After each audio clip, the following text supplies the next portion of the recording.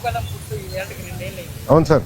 ఈ 2 ఏళ్లలో మీరు చాలా సమస్యలు చూశారు, చాలా ప్రాంతాలు చూశారు. అవును సార్. మీరు ఆ యువగలం నుంచి ఏం నేర్చుకున్నారు? మంత్రిగా ఏం ప్రదర్శించారు? అన్న, నేను స్టాన్ఫర్డ్లో ఎంబీఏ చేశా. నేను స్టాన్ఫర్డ్ ఎంబీఏకి అప్లై చేసినప్పుడు ఒక ప్రశ్న ఉంటుంది స్టాన్ఫర్డ్లో, బై స్టాన్ఫర్డ్ ఎంబీఏ అని.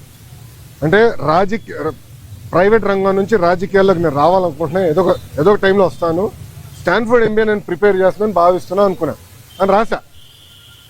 కానీ అక్కడికి వెళ్ళి చదువుకున్నారు, నాకు అర్థమైందంటే స్టాన్ఫర్డ్ ఎంబీఏ బిజినెస్కి మంచిది అని.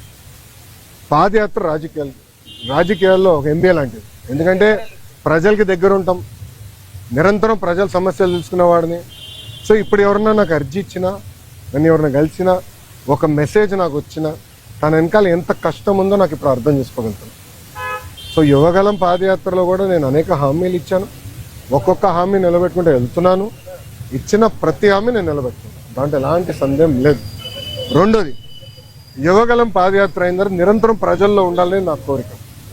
సో అమరావతిలో కూడా, ఎందుకంటే నాకు మంత్రిగా నాకు బాధ్యతలు ఉంటే కనుక నేను ప్రజల్లో ఉండాలంటే నిరంతరం ప్రజల్ని కలవాలని ప్రజా దర్బారు పెట్టుకున్నా.